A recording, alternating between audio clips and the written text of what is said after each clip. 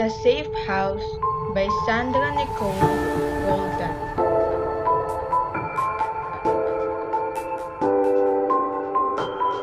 From the street, it is one box among many. Beneath terracotta roof tiles baking uniformly in the sweltering noon, the building's grey concrete face stares out impassively in straight lines and angles. Its walls are high and wide, as good walls should be. A four-story building with 4 units to a floor. At dusk, the square glass windows glitter like the compound eyes of insects, revealing little of what happens inside. There is not much else to see.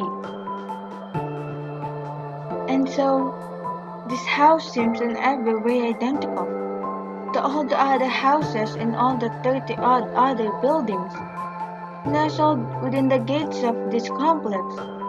It is the First Lady's pride and joy, a housing project designed for gentle middle-class living.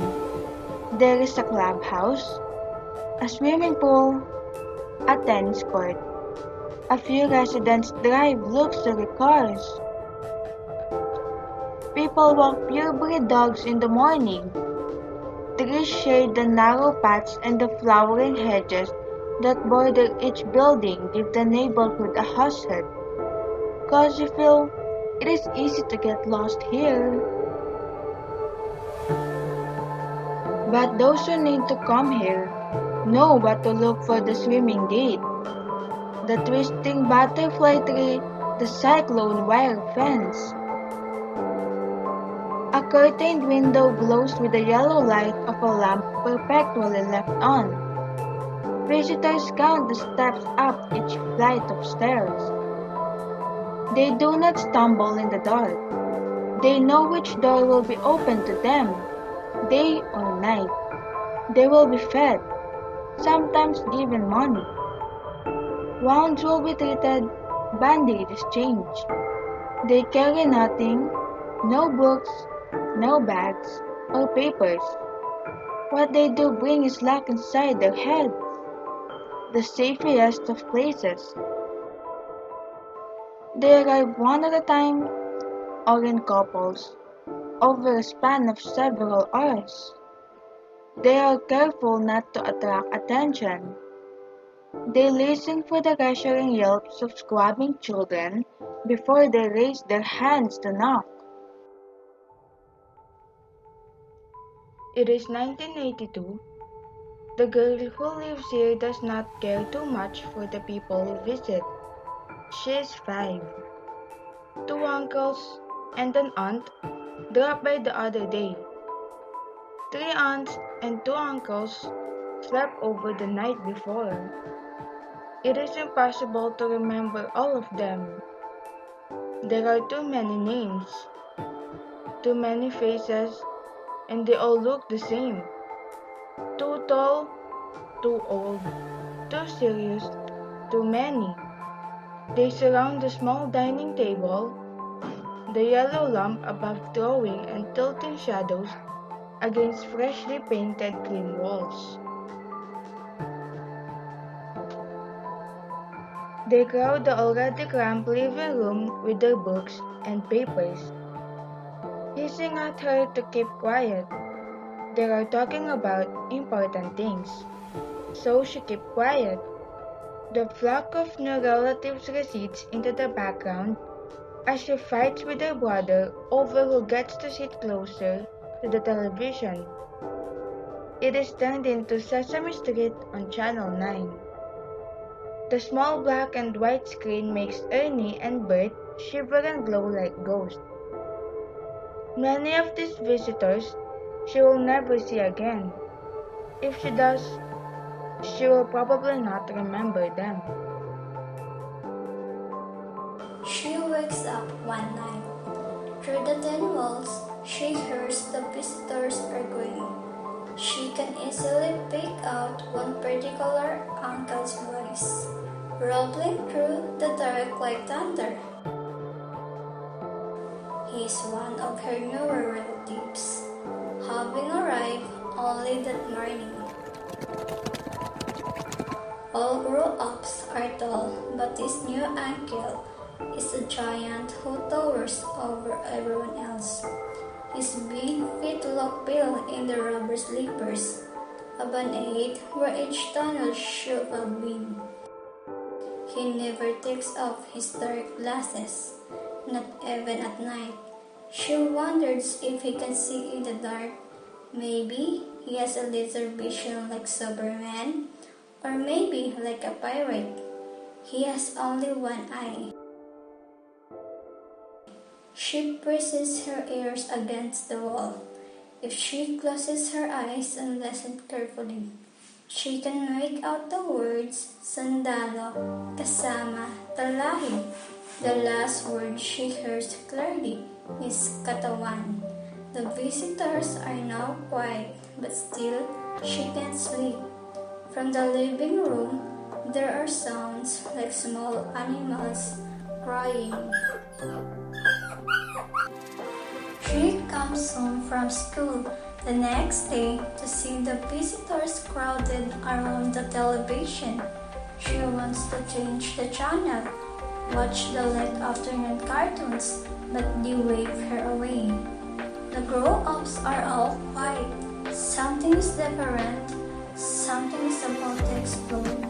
So she stays away, peering up at the tent from under the dining table. On the TV screen is the president. His face glowing blue and regal like an old man monkey.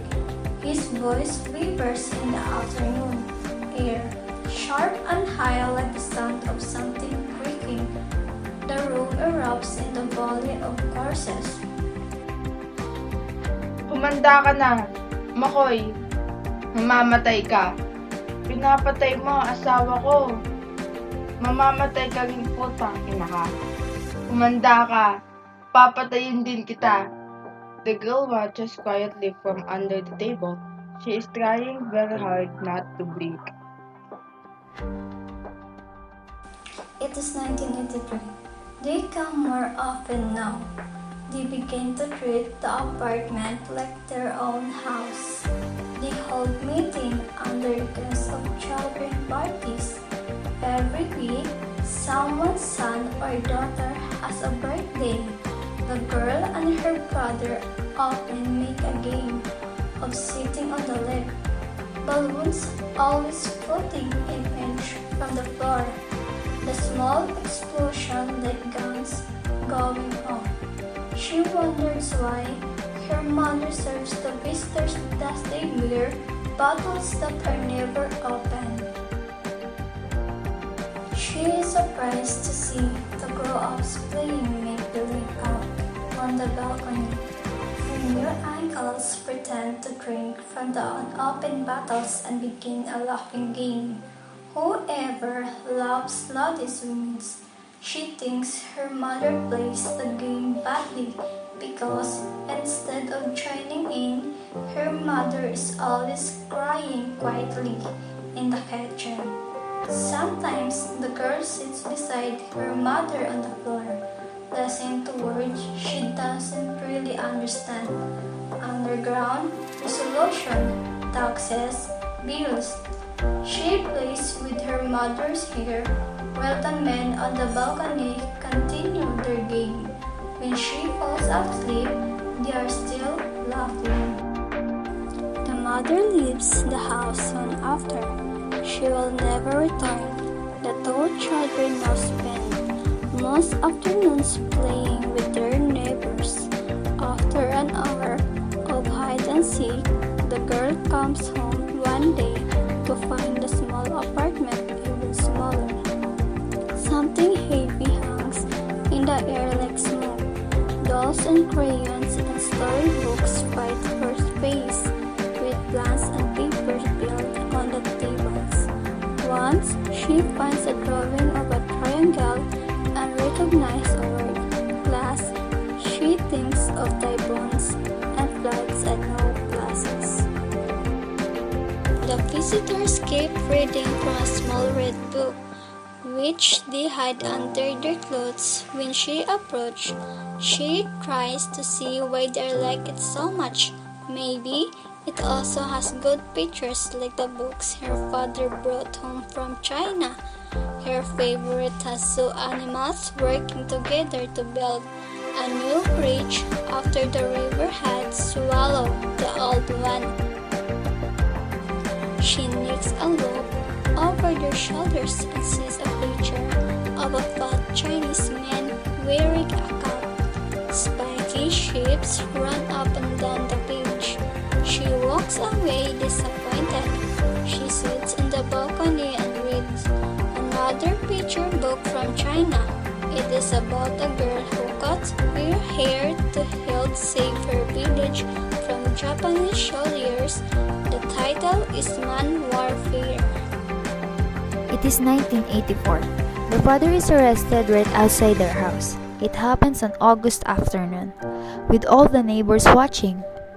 They look at the uniformed men with crop hair and shiny boots, guns bulging under their clothes. Everyone is quiet, afraid to make a sound. The handcuff shines like silver in the sun. When the soldiers drive away, the murmuring begins. Words like insects escaping from cup hands. It grows louder and fills the skies. It is like this whenever disaster happens. When fire devours a house 2 streets away, people in the compound come out to stand on their balconies. Everyone points at the pillar of smoke rising from the horizon. This year, she and her brother come to live with their grandparents, having no parents to take care from them at home. The grandparents tell them a story of lovebirds. Soldiers troop into their house one summer day in 1974. Yes, Balasangke 4, this very same house, muddy boots on the bridge over the koi pond. Stranger poking their guns through the water lilies. They are looking for guns and papers. They are all ready to destroy the house before the colonel could give his orders. They see the aviary, a small sunlit room with 100 lovebirds twittering inside, a rainbow of colors, eyes like tiny glass beads. One soldier opens the aviary door, releases a flurry of wings and feathers. Where are they now? The girl asks. The birds are long gone. The grandparents say, eaten by a wayward cat. But as you can see, the soldiers are still here. The 2 children watch them and their father court trials. A soldier waves at Guru, says it, their fathers. He stutters while explaining why the gun has his own name on it. They visit her father at his new house in the Camp Crime. It's a long walk from gate, past wide green lawns. In the hat's array, everything looks green. There are soldiers everywhere. Papa lives in that long, low building under the armpit of that big gymnasium.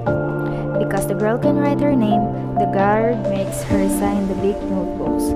She writes her name so many times. The S get tired and curls on its side to sleep. She enters a maze the size of the playground at school, but with all the barriers making her turn left, right, barbed wire from a dense jungle around the detention center. She meets other children there, some just visiting, others lucky enough to stay with their parents all the time. On weekend, the girl sleeps in her father's house. There are double-deck bed and chair. A noisy electric fan steers the muggy air. There, she often gets nightmare about losing her home. She would be walking down the paths under the trees of their compound, past the row of the stores, the same gray buildings. She turns a corner and finds a wamp of or a rice paddy where her real house should be. One night, she dreams of war. She comes home from school to find a blood-orange sky where bedroom and living room should be. The creamy walls are gone. Broken plywoods and planks swing crazily in what used to be the dining room. Nothing the kitchen but a sea green refrigerator. Paint and rust plunking of the patches as large as thumbnails. To make her home livable again, she paints it blue, pink, and yellow. She knows she has to work fast before the night falls. She painted a sun, a moon, a star on the red floor. Each painted shape is as big as a bed. In the dark, she curls herself over the crescent moon on the floor and waits for morning. There is no one else in the dream. Years later, when times are different, she will think of those visitors and wonder about them. By then, she will know they aren't really relatives and had told their names not really their own. To a grown-up, an old friend's face can never really change. In a child's fluid memory, it can take any shape.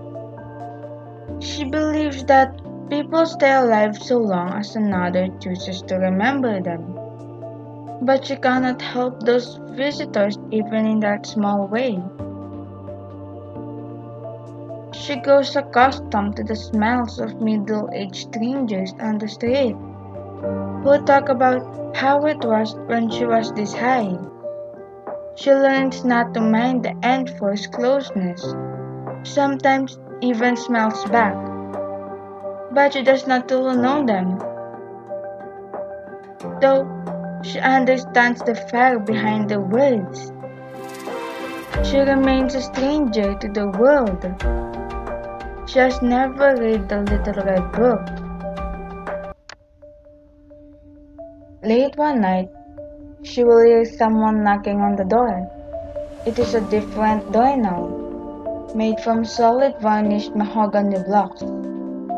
The old chocolate brown plywood that kept them safe all those years ago has long since yielded to rot and weather. She will look through the peephole and see a face last seen 15 years before. It is older, ravaged but somehow sane. She will be surprised for even remember the name that goes with it. By then, the girl would know about danger and will not know whom to trust. No house, not even this one, is safe enough. The door will be opened a crack. He will ask about her father. She will say he no longer lives there. As expected, he will look surprised and disappointed. She may even read the flash of fear before his face wrinkles into a smile. He will apologize, step back. Before he disappears into the shadowy corridor, she will notice his worn rubber slippers, the mud cake between his toes, his heavy bag. She knows he has nowhere else to go. Still, she will shut the door and push the bolt firmly.